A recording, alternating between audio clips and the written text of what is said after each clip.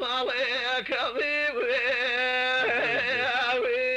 خجلني جيبني يا اسمعوا خبرات جنبيت خوتي يا يشيرني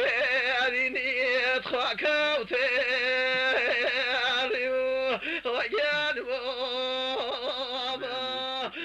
ئاوایی نەجار لە ناو دۆڵێکی دوور و درێژدا قەراری گرتووە بە چێوە بەرز و سەختەکانی هەورامان دەورەدراوە زۆربەی باخ و باخاتەکانی بە قەتپاڵی چێوەکانەوە دروستکراون دیمەنێکی قەشەنجی سروشتیان نیشانداوە ئەم ئاواییە 8 کیلۆمەتر لە پاوە دوورە و لە 50 ماڵ پێک دێت بەهۆی بوونی تەچەی پیر محەممەدەوە حوجرە و فەقەی تێدایە ژمارەی دانیشتوانەکەی لە 200 کەس زیاترە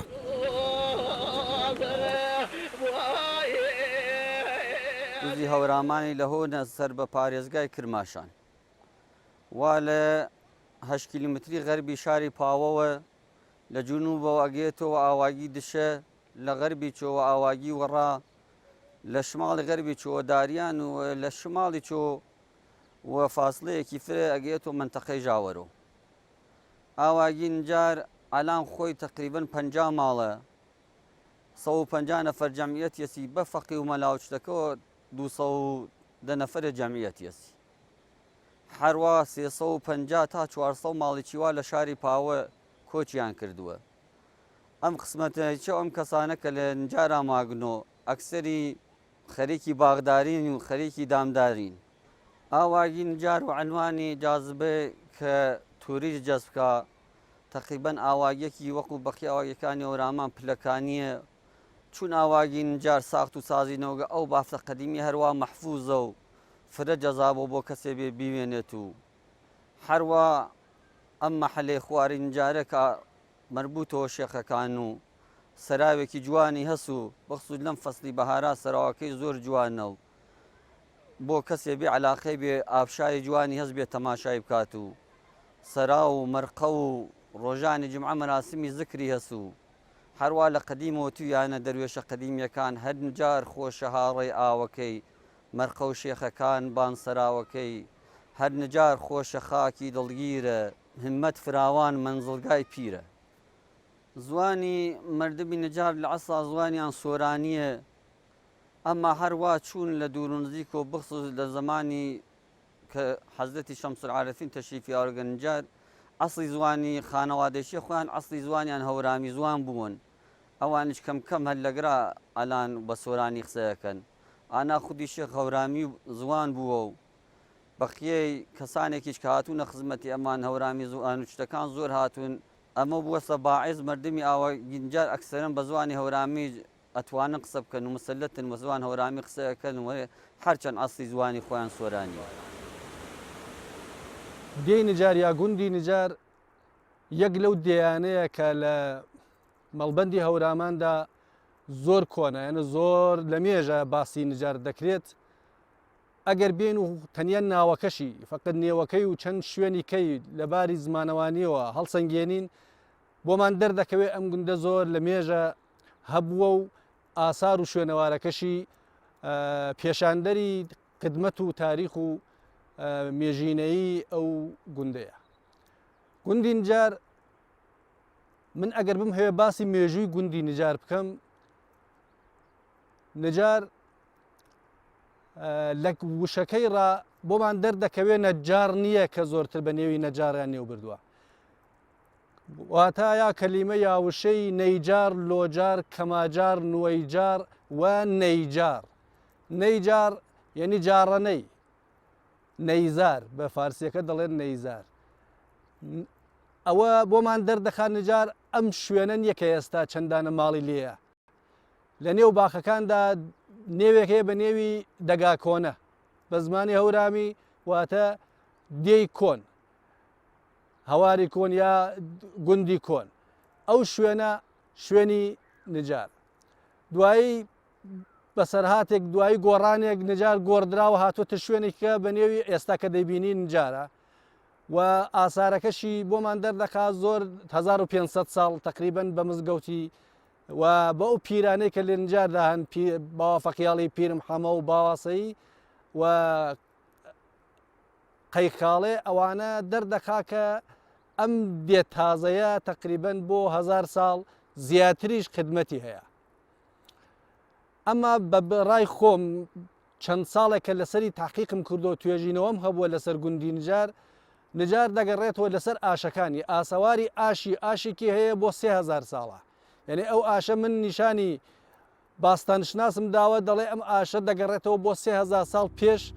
کە ئێستاش ئەسەرەکەی ماوە لە خوارەوەی گوندی تازەی نجارە.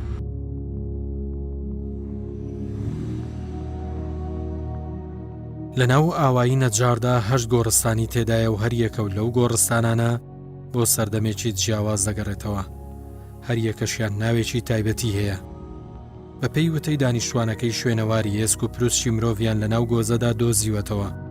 بۆ سەردەمی میتراییەکان دەگەڕێتەوە. ئەمەش دەبێتە مێژووی 3000 ساڵە بۆ ئەم گوندە. 8 گۆڕستانی لێە گۆڕستانی پێی دەڵێن گۆڕستانی گاوران ئەوە دەگەڕێتەوە بۆ 2000 ساڵ پێش ئێستاش هەر ئەسەرەکەی ماوە. گۆڕستانی کەمان هەیە مەسەلەن گۆڕستانی باوافەقیاڵیە گۆڕستانێکمان هەیە گۆڕستانی دەری مەرقەوە ئەوە زۆر تازەیە گۆڕستانی تازەمان هەیە گۆڕستانی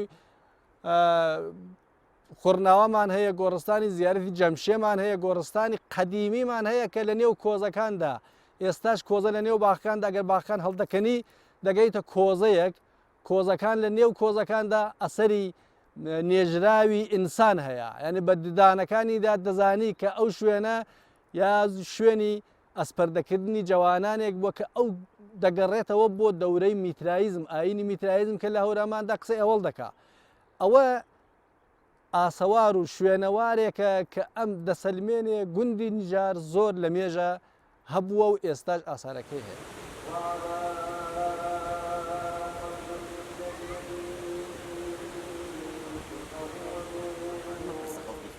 ناوی داخل دوایی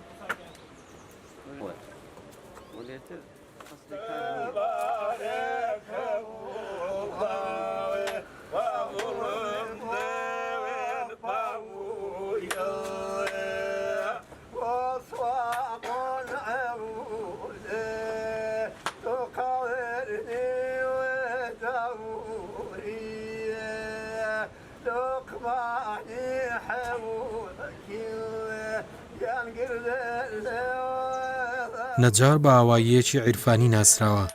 هەموو ڕۆژانێکی هەینی شوێن کەوتوانی تەریقەت ڕوو دەکەنە ئێرە و لە دەوری تەچەی شەمسل عارفین کۆ دەبنەوە. لە بەرەبەیانی ڕۆژی هەینیدا ئامادەکاریەکان دەست پێ دەکەن. بە درێژایی ئەو ڕۆژە دەروێشەکان حاڵ دەکەن و گۆرانی بێژان و دەفژەنەکانیش بە ئاوازە میلیەکانی هەورامانەوە بە باڵای شێخدا هەڵدەدەن.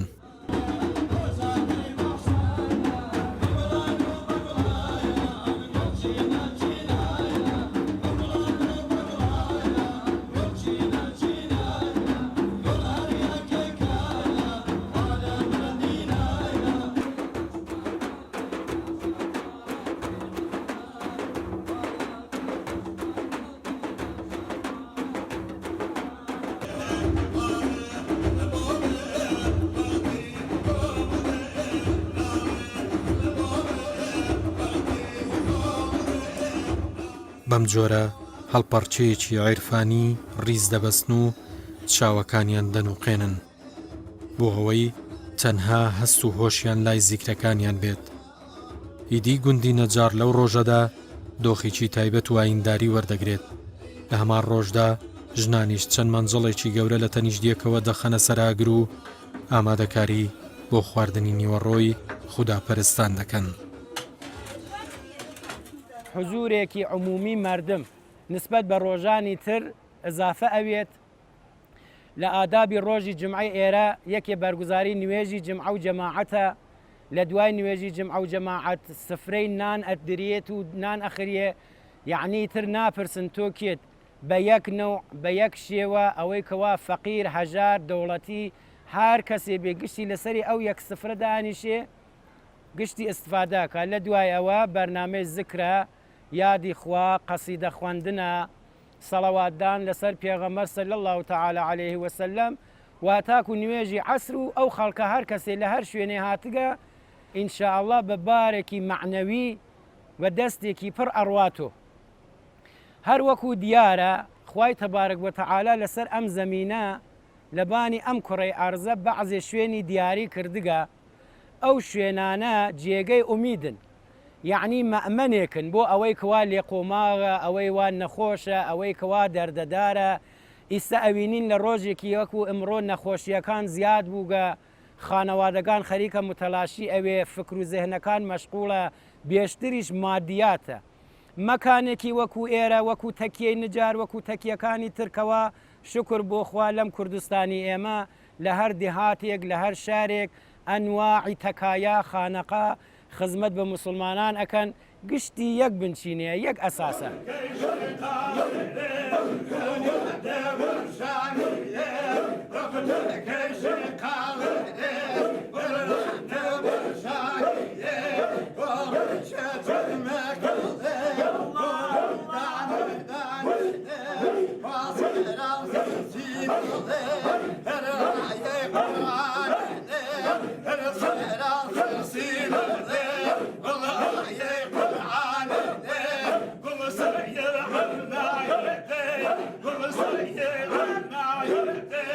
ئەو مەداحیەکەوا ئەکرێ ئەو حەیوهووەکە ئەوە دەروێش ئەیکا تەئسیر ئەناتە سەری ئەو ئەفرادێکەوە غەرقی دنیان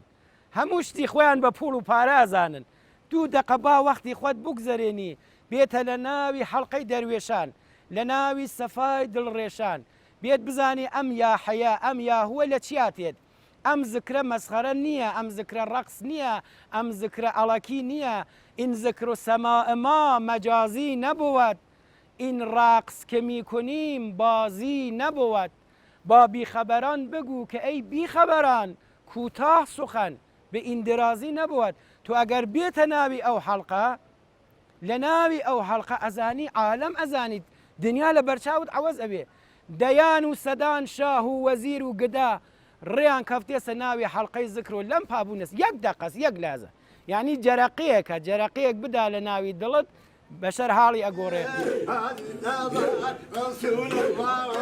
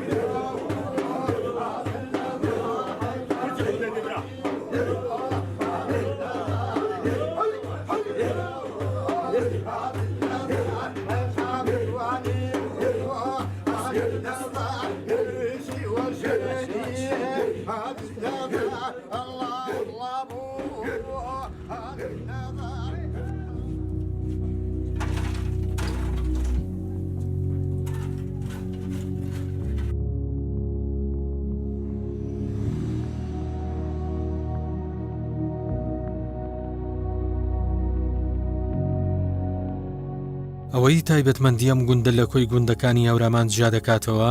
بوونی تەچیەی تەریقەتی قادریە بە شێوەیەکی گشتی هەورامیەکان لەگەڵ خانەقا و سۆفیدا دەست و پەنجیان نەرم کردووە و بەسەری شێخەکانی نەقشی سوێن دەخۆن بەڵام پیر محەممەد عەزیز لە شەوێکی ئەنگوستە چاودا خەوێک دەبینێت و شوێن خەوەکەی دەکەوێت هەرزوو لەگەڵ هەڵهاتنی خۆردا ملی ڕێگە دەگرێت و ڕوو دەکاتە تەچیەی تاڵەبانی لە شاری کەرکووک دوایەوەی لە سەردەستی ئەوان دەبێتە خەلیفە و لە ناو دڵی نەقشبەندیەکاندا هاوشانی خانەقاکان تەچیەی تاڵەبانی دروست دەکات ئیدی مورید و دەروێشەکان لە دەوری خۆی کۆ دەکاتەوە و گوندی نەجار وەک مەرکەزێکی ئاینی تەریقەتی قادری دەناسێنێت پیر محەممەد لە تەمەنی 90 ساڵیدا کۆچی دوایی دەکات و هەر لەوێ دەنێژدێت بۆ ئێستاژ نەوەکانی لەسەر هەمان ڕێچکەی باپیریان مورید و مەنسوبێکی زۆریان هەیە و ناوبانگێکی ئاینی و کۆمەڵایەتی باشیان لە ڕۆژهەڵاتی ناوەڕاستدا پەیدا کردووە.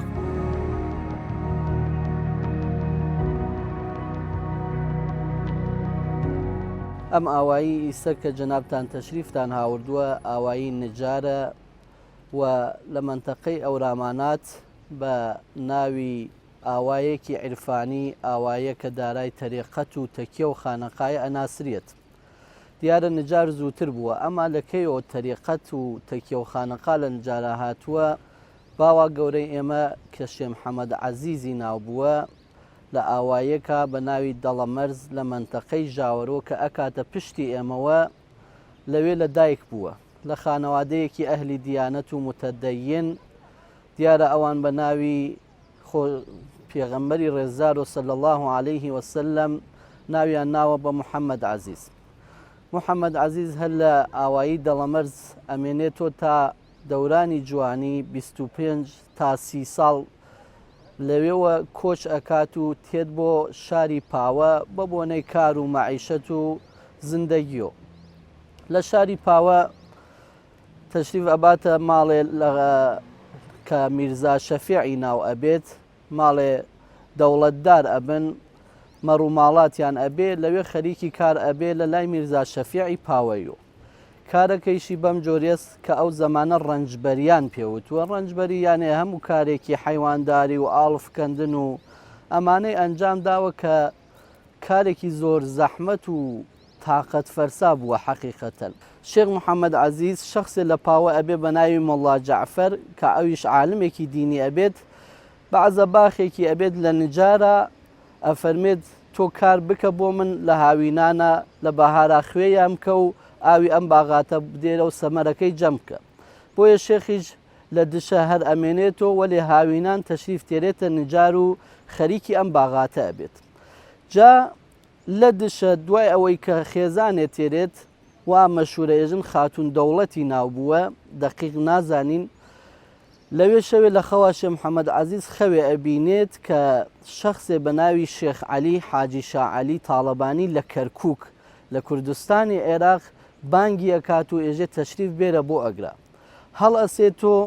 دووبارە ئەخەوێتەوە هەر هەمان خەو ئەبینێت، سێ جار هەر هەمان خەو ئەبینێت. بەیانی کە هەڵەسێ ئەفەرمێ بە خێزانی من ئەبێ بڕۆم بۆ کەرکووک. ئەفەرمێ بۆچی ئێژێ وەڵا خەوی وان بینیوە. خێزانی ئەفەرمێ ئەشهەدو بیللا منی جەبشە و هەر ئەو خەوەم بینیوە. بۆیە شێخ محەممەد عەزیز تەشریف ئەبات بۆ کەرکووک لە ڕێگایە پێی ئەڵێن ئیستات قەبیلەیە خرا و تایفەیە خرا و لەم ڕێگا هەن خەتەرە ئەدگرن و سرد ئەبڕن. شێخ ئەوەنە عاشق ئەبێت ئەفەرمێ سەریان بڕیم ئەیگرمە ژێر دەست بوو ئەچم بۆ خزمەتی شێخەکەم حاجی شا عەلیە کە تا ئیستایش نەیبینیوە، فەقەت لە خەوا بینێت. بۆ یەکە ئەگاتە خزمەتی حاجی شا عەلی لەوێ تەمەسوک ئەکات بە تەریقەتی تاڵەبانی. شێخ عەلی کوڕی شێخ عەبدوڕەحمانی خالص بووە لە کەرکووکا کە تەکیەی تاڵەبانیایان هەست. ئیستای هەر حاجی شێخ یوسف تەشریفی هەست بە جامع المەجیدیە و تەکیەت و تاڵەبانیە هەست و لەوێژ هەر مرید و مەنسووبیان است. تقریبا لە 90 ساڵەگیە فەوت ئەکات و هەر لەگرا بە خاک ئەسپێردرێت و مەرقەدیشی ئیستا کە هەست مردم هەر دێنە زیارەتی و لەوێ زیارەتی ئەم شێخە بەڕێزە ئەکەن. لە دوای خۆی تەنیا کوڕێکی هەبووە بە ناوی شێخ محەممەد. شێخ محەممەد لە شوێنی دائەنیشێ بەس وەکو شێخێک دەسەڵاتی ئیرشاد و ڕاهەنمایی نەبووە، ئەمما خزمەتی میێوان و مرید و مەنسووبی کردووە و شێخ محەممەدیش وەفات ئەکات. لە دوای شێخ محەممەد شێخ عەبدولقادر کە کوڕی ئەبێت لەگرا ئەویش خەریکی ئیرشاد دەبێت. شێخ عەبدولقادر کە بە بێعینوان ناسراوە، یانێ ئەوەندە تەواضع بووە، خۆی لەگەڵ دەروێشێکە هیچ فەرقێکی نەبووە لە لەحاظی زاهر و خزمەتی کردووە و کاری کردووە و لەگەڵ ڕیازەت و عیبادەتی خۆیان. لە پاڵت شێخ عەبدولقادریشا کە دارای کەراماتێکی زۆر بووە، برایەکی تر بە ناوی حاجی شێخ ڕەشید ئەویش گەڕاوە بە منتەقەکانە و ئیرشاد و ڕاهەنمایی کردووە. جا شێخ قادریش هەروەکو باوای کە شێخ محەممەد عەزیز بێت تەکیەی زۆریان بووە لە ئاوایی نەروی، وەڕا، پاوە، باینگان، سنە، مەریوان و شوێنەکانی تر لە بیارەی شەریف ئەویش هەر خەلیفەی بووە و خزمەتی مردمیان کردووە.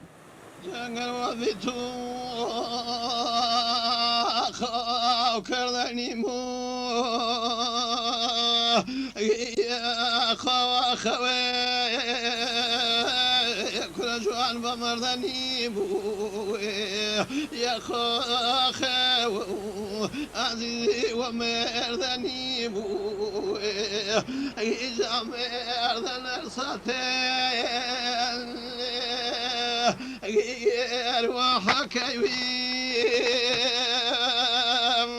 غير صتين كرازي سمرقا پري لە زۆربەی گوندەکانی هەوراماندا کەشوهەوا و بەرز و نزمی ڕووی زەوی لە بەخێوکردنی ئاژەڵێکی زۆردا ڕێگر بووە. لەگەڵەوەشدا ئاژەڵداری بایەخی پێدراوە و بە سەرچاوەیەکی ئابووری گرنگ دانراوە. زۆرێک لە خێزانەکانی گوندی نەجار بەهۆی بەخێوکردنی ئاژەڵەوە لەو گوندەدا ماونەتەوە. شیر و ماس و بەرهەمەکانی تریان لە ناو بازاڕی شارەکاندا ساغ دەکەنەوە. کەژ و چێوی گوندەکەیان بە گژوجیای بەهارەدا پۆشراوە و ئالیکی ئاژەڵەکانیان دابین دەکات.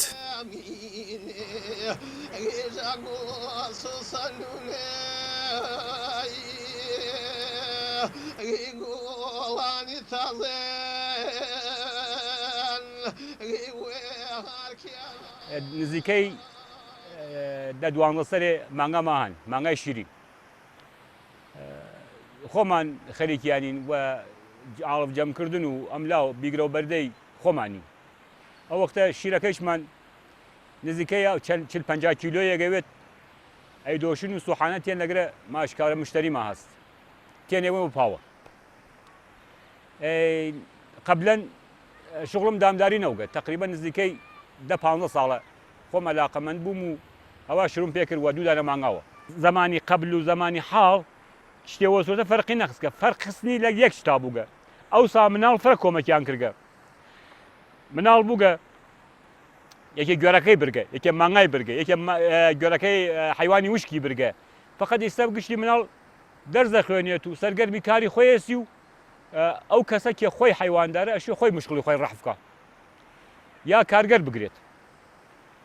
زمانی قەدیم ئەکسەرەن مردم خۆیکی تەلاشێ کرد هەرچی علوفە و چتی بوو خۆی جەماوەریە کرد ئیستا ئەی سێنێت ئیستا ئەڕۆی بە دەوری مەریوانە وێنجە تێریت و ئەڕێی لە کرماشان سپوس بۆ تێرن و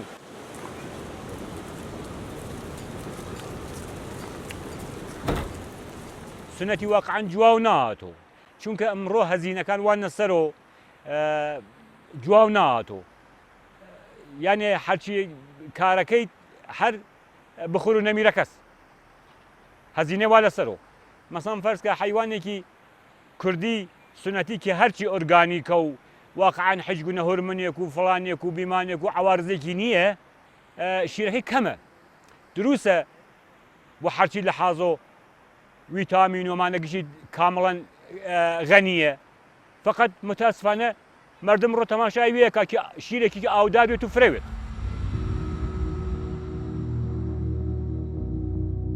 وەرزی بەهار وەرزی کار و فەرمانە هەروەک شاعیر دەڵێت ژینی لادێ سەیرانە گرچی تۆزێ گیرانە ئەم گوندە کەش و هەوایەکی لەباری هەیە بۆ باغداری و بەرهەمی هەنارەکانیان بە باشترین جۆری میوە دادەنرێت.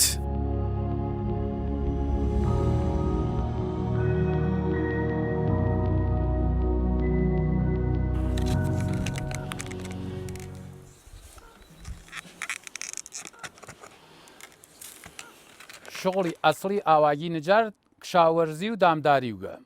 ئەلحەمدولیلا ئاواگی نجار بهترین هەناری هەست لە ئوستانی کرماشان و هەر کولەن چەند ساڵێکە تێن هەر ئیجارەی ئەکەن بۆ خۆیان ئاواگی نجار هەر هەنارەکان وە باغ عومدە ئیگرن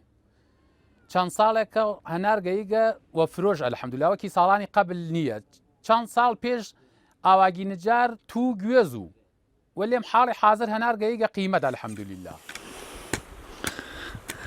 ئاو هەوایەکی معتەدلی هەست بۆ هەرچی نەو درەختە ئەلحەمدولیلا هیچ مشکڵێکی نییە لە لەحازی ئاو هەواوە دوای ئەوێ شغڵی مردمەکەش دامداریە دامداریش ئەکسەر ئیستا ئەو چەند ساڵ پێش کولەن دامداریان وێڵ کرد وەلێم ئیستا جوانەکان ئەلحەمدولیلا هاتکنەوە شوێنی دامداریە فرە کەس بزنی سەنگە مانگای سەنگە سەرگەرمە ئەلحەمدولیلا بینێ گشتی ڕووی کردووە شاری پاوە ئیسە گشتی هاتکۆ ڕووی کردگە ئاواگی نجار هاتکۆ دامداریەکە و شاوەرزیەکە هیچ مشکلێکی نییە دامداری و شاوەرزی الحەمدوللا هیچ مشکلێکی نییە تیایست. لێکدانەوەی خەوێک لەلایەن پیری ئازیزەوە ئاراستەی مێژووی گوندێکی گۆڕی و سەر لە نوێ شێوازێکی نوێی ئاینداریدا ڕشتەوە جیاواز لەو ڕێبازە ئاینیەی لە هەوراماندا باو بوو.